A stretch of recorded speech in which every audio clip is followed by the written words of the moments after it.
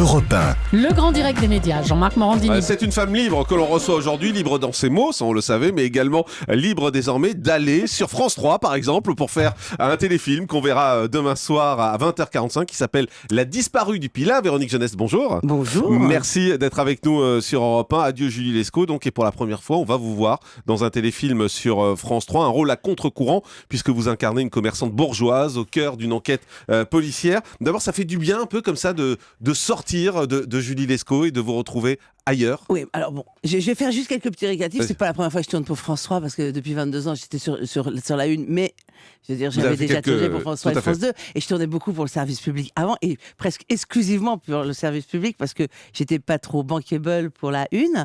Et puis j'ai continué et j'ai fait beaucoup d'autres films pendant que je faisais Julie. Donc je vais pas continuer à être exclusivement Julie, ce qui fait qu'aujourd'hui, naturellement, le jour où j'ai dit que j'arrêtais, vu que les gens m'ont suivi sur d'autres films, qu'ils soient des films comédies ou des drames, on m'a proposé quand même pas mal de choses et là ça s'embringue très très bien. On vous a proposé des choses plutôt sur le service public aussi ? Non, ou si, TF1, est-ce que TF1 TF1 est ouvert, tout à fait ouvert. On lui a déjà proposé un projet, mais on savait que c'était pas pour eux. Pourtant, ils ont eu envie de le regarder. Je sais que les producteurs qui viennent les voir, ils leur disent si vous avez quelque chose pour Véronique. Non, la porte est très ouverte. On a déjeuné ensemble. Ça s'est extrêmement bien passé. On a clos sur un très très beau score. Et je pense que non, franchement, tout est open. Et juste un mot, puisque vous parlez du dernier score de Julie Lescaut, ça vous a pas donné envie de faire quelques petits retours de temps en temps ? Non, Vraiment pas. Non, c'est bien. Moi, ce que j'aime justement dans l'aventure Julie, c'est qu'au bout de 22 ans, elle s'est bouclée et c'est bien rond la façon dont ça s'est bouclé, c'est beau, les gens ont bien pleuré, voilà, et je crois qu'à un moment, il faut pas revenir dessus. Je reviens dessus avec mon livre parce que ils ont toujours demandé à venir sur le tournage, je l'ai pas pu les emmener, donc là je les embarque dans une grande aventure. Il va s'appeler 22 V'la Julie. Voilà, 22 V'la Julie, je les embarque dans cette grande aventure qui a été Julie, mais honnêtement, je crois que quand les choses sont bouclées, il faut les boucler, et puis moi j'en avais besoin, j'en avais envie. C'est quoi la différence entre tourner pour TF1 et tourner pour le service public ? C'est pareil ? Pour le comédien, il y a aucune différence. Hein. C'est les mêmes moyens ? Oh non, justement. Alors la différence, c'est pour le producteur, certainement. Pour les moyens, il y a moins de moyens au service public qu'à TF1. Quoique, ça se rapproche de plus en plus, je pense, parce que avec la multiplicité des chaînes, TF1 met quand même obligé de partager un peu les audiences, et vu de ce partage la pub, donc de ce partage est obligé de mettre moins d'argent dans les films. Mais ça veut dire quoi ? Moins de jours de tournage, par exemple, quand ça on veut est dire, sur voilà, le service public ? Sur le service public, mais sur TF1 aussi, ça m'ennuie, ça diminue, et finalement, un peu moins de jours de tournage, mais il y a des régions qui viennent tourner dans des régions avec des moyens de région, mais c'est assez amusant aussi, hein, et c'est un autre exercice. Mais ça reste plus compliqué, c'est quoi ? C'est un peu un travail à la chaîne ? Non, pas du tout. Non, franchement, moi, sur le film La disparue du Pilat, j'ai pas vu de différence entre le rythme et les tournages de Julie et le rythme et les tournages de ce film. Hein. Non. Après, c'est peut-être ça va se retrouver dans les choix de scénarios, dans le nombre de personnes qu'on a à filmer, peut-être des scénarios plus intimistes, parce que justement, le fait d'avoir moins de temps permet de faire peut-être moins de plans, quoique on en fait beaucoup. Et on gagne moins d'argent ?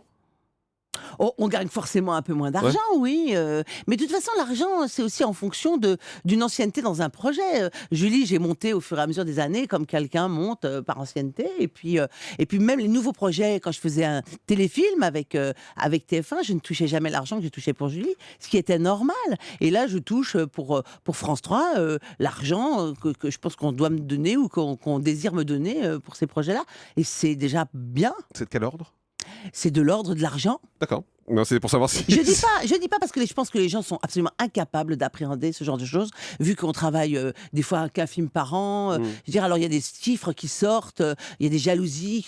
Voilà, je trouve ça ridicule. Mimi Mati en avait beaucoup souffert quand elle avait donné son cachet sur Joséphine Ange Gardien. Voilà, elle s'était pris un tombereau de remarques parfois assassines, justement. Oui, je trouve ça pas justifié, parce que si on la paye à ce moment-là qu'on assassine les joueurs de foot parce qu'ils gagnent beaucoup d'argent, mais si on les paye ce prix-là, c'est peut-être parce qu'ils rapportent au moins le triple, si c'est pas le quintuple.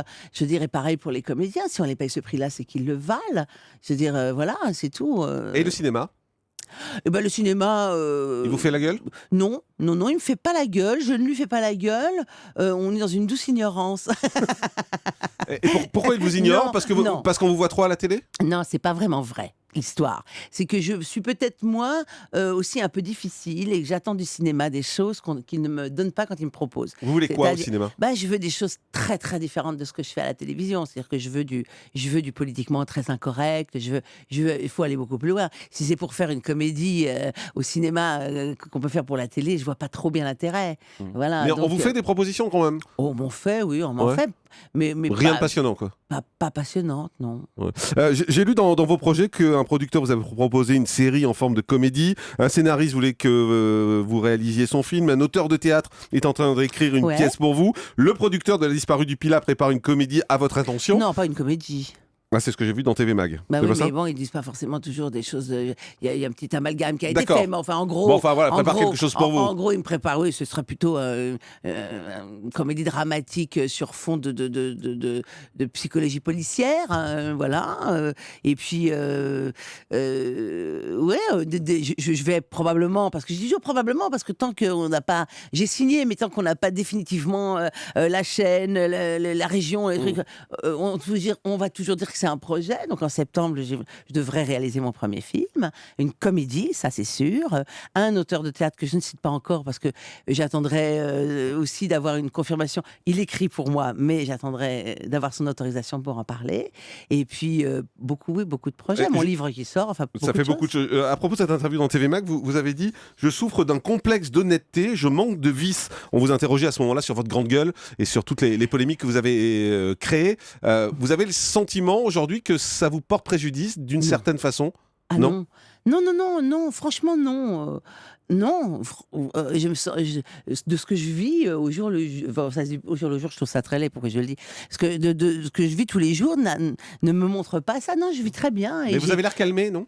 Je suis pas du tout calme. Non, vous avez l'air plus sage, vous avez l'air moins en colère en fait. Il y a certains moments où vous sentez très en colère. Oui, là, vous avez l'air plus apaisé. Parce qu'il y a des moments où on me met en colère.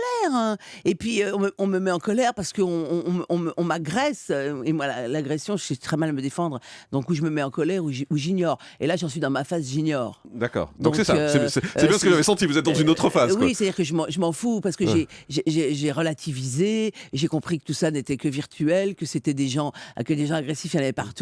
Et je vois ceux qui sont à côté de moi qui se prennent encore plus d'insultes, donc par certaines personnes qui sont d'ailleurs toujours les mêmes. Donc c'est pas voilà. Vous parlez de Twitter en particulier. Aujourd'hui, vous êtes retiré de Twitter? Oh non, je me suis pas retiré, mais je ne réponds plus à ces gens-là du tout. Ouais. Donc je réponds aux gens que j'aime. De temps en temps, je réponds une note humoristique et puis je les base. Je suis tranquille. Vous répondez plus aux provocations, aux gens qui viennent vous chercher? J'ai 2-3 trucs et puis si ça va être logique, bon ben salut, voilà, au revoir.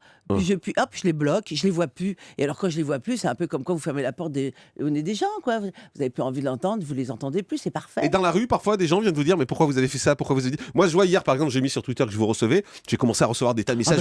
Comment vous osez la recevoir avec ce qu'elle a dit, etc. Donc vous avez ça vous aussi parfois dans la rue, de visu, ou ça reste virtuel? Non, mais vous savez, ceux qui se cachent derrière les trucs pour insulter, c'est souvent pas des gens très gonflés. Hein. C'est un peu. Manque de courage. Ils montrent jamais leur profil, on sait jamais qui ils sont. Voilà, je veux dire. Oui, à RMC, si vous saviez les tombeaux d'insultes partout, ils se reçoivent des insultes, les gens, pour leurs opinions, pour ce qu'ils sont. Je veux dire, ça a tellement peu d'importance. Faut vivre avec. Le grand direct des médias, Jean-Marc Morandini.